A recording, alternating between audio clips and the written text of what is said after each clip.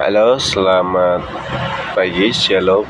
Perkenalkan, nama saya Novrianus Laya. Saya dari Manajemen Informatika, NIM 2023 01035. Baik, ini adalah kartu ujian saya. Kali ini saya akan menjawab 5 soal ujian secara lisan dari mata kuliah Teknologi Open Source. Soal yang pertama itu adalah apa itu PHP atau PHP dan mengapa penting dalam pengembangan web. Nah, PHP itu singkatan dari Hypertext Preprocessor. Ini adalah bahasa pemrograman yang berjalan di sisi server atau biasa disebut server side scripting language yang dirancang khusus untuk membangun website. Jadi cara kerjanya ketika ada pengguna membuka sebuah halaman web, kode PHP itu diproses dulu di server, hasilnya berupa HTML dikirim ke browser pengguna. Itulah kenapa pengguna tidak pernah melihat kode PHP-nya secara langsung. Yang mereka lihat itu cuma hasil akhirnya. Nah, PHP itu kenapa penting? Karena beberapa alasan pertama. Yang pertama itu sifatnya gratis dan open source. Kedua, sintaksiknya relatif mudah dipelajari, apalagi buat kita pemula ya. Dan ketiga itu PHP bisa terhubung dengan berbagai database seperti MySQL, dan yang paling penting PHP ini jadi tulang punggung banyak platform besar. Contohnya itu seperti WordPress yang menguasai sebagian besar website di dunia, bahkan di Facebook. Dan versi awalnya itu juga dibangun pakai PHP. Jadi itu penting karena efisien, fleksibel, dan sudah terbukti mampu menopang website besar sampai sekarang. Nah, soal yang kedua, itu apa itu GCC atau GCC dan bagaimana sejarah perkembangannya. GCC itu singkatan dari GNU Compiler Collection. Ini adalah kumpulan compiler yang artinya alat penerjemah kode yang dikembangkan oleh proyek GNU, dan fungsinya untuk membuat kode program seperti bahasa C++ jadi kode yang bisa dijalankan komputer. Nah, sejarahnya itu GCC pertama kali dibuat oleh Richard Stallman pada tahun 1987. Tujuan awalnya itu cuma mengompilasi bahasa C++. Latar belakangnya saat itu compiler yang ada kebanyakan berlayar dan tertutup.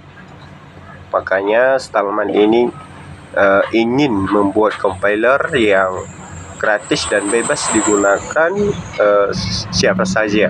Setelah sejalan dengan misi proyek GNU untuk menciptakan sistem operasi sepenuhnya bebas. Seiring waktu, GCC terus dikembangkan sampai mendukung banyak bahasa programan lain. Makanya namanya diubah jadi GNU Compiler Collection. Sampai sekarang GCC ini menjadi compiler standar yang dipakai untuk mengompilasi kernel Linux dan ribuan software. Soal yang ketiga yaitu Java. Mengapa Java dianggap penting? Apa kelebihan dan keterbatasannya?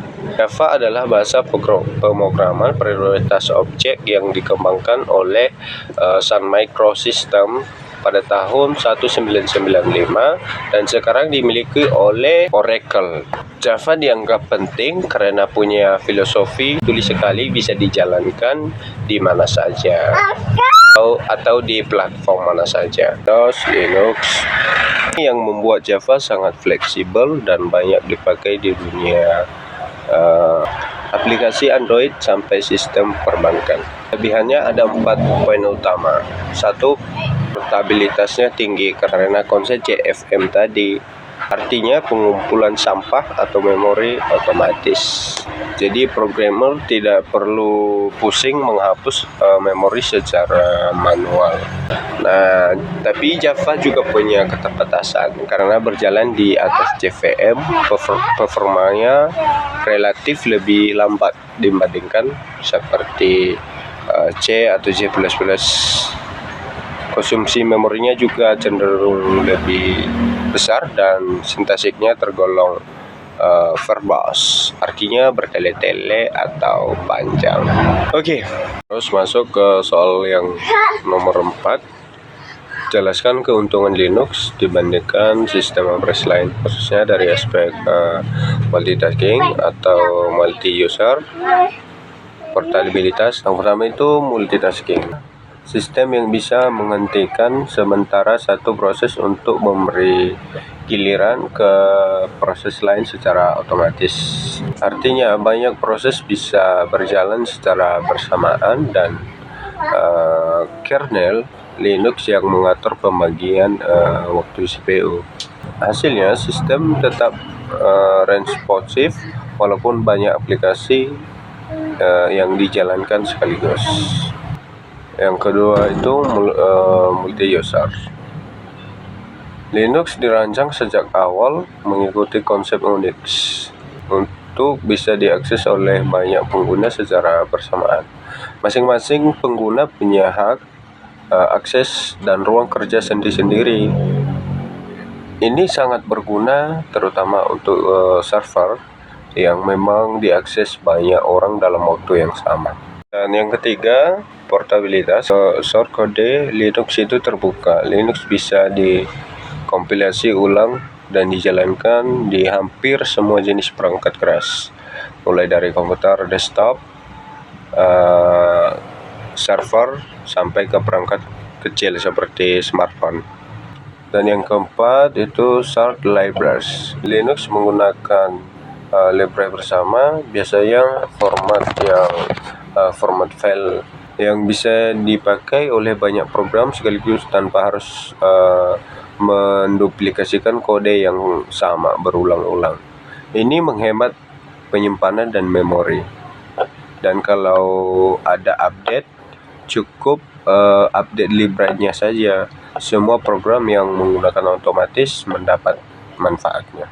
Selain 4 aspek itu, Linux juga unggul karena gratis, open source, lebih tahan dari serangan virus dibandingkan sistem operasi lain, dan sangat stabil untuk pemakaian jangka panjang. Kemudian soal yang kelima, dan ini soal yang terakhir. Diskusikan distribusi Linux yang paling sering digunakan. Saya akan bahas 3 distribusi utama. Yang pertama, Ubuntu. Ubuntu ini berbasis Debian dan dikembangkan oleh perusahaan Canonical. Keunggulannya, Ubuntu ini sangat ramah untuk pemula, tampilannya mudah digunakan, dan dukungan komunitasnya besar sekali. Ubuntu cocok dipakai untuk desktop sehari-hari, server, sampai lingkungan cloud. Yang kedua, Debian. Debian ini salah satu distro tertua yang dikenal sangat stabil. Debian juga terkenal ketat dalam memegang prinsip open source. Karena stabilitasnya tinggi, Debian sering jadi pilihan utama untuk server. Menariknya, Debian ini juga menjadi basis atau fondasi bagi banyak distro, termasuk Ubuntu tadi. Dan yang ketiga, Fedora. Fedora ini disponsori oleh Red Hat dan sering dijadikan tempat uji coba fitur-fitur baru sebelum akhirnya masuk ke produk enterprise. Karena itu Fedora selalu menggunakan versi firmware paling terbaru. Jadi cocok untuk developer yang ingin mencoba teknologi terkini. Jadi masing-masing distro punya keunggulan sendiri. Ubuntu untuk memudahkan pemakaian, Debian untuk stabilitas, dan Fedora untuk teknologi terbaru. Baik, terima kasih sudah menyimak video saya sampai akhir. Mohon maaf apabila ada kekurangan dalam penjelasan saya. Shalom, sekian dan terima kasih.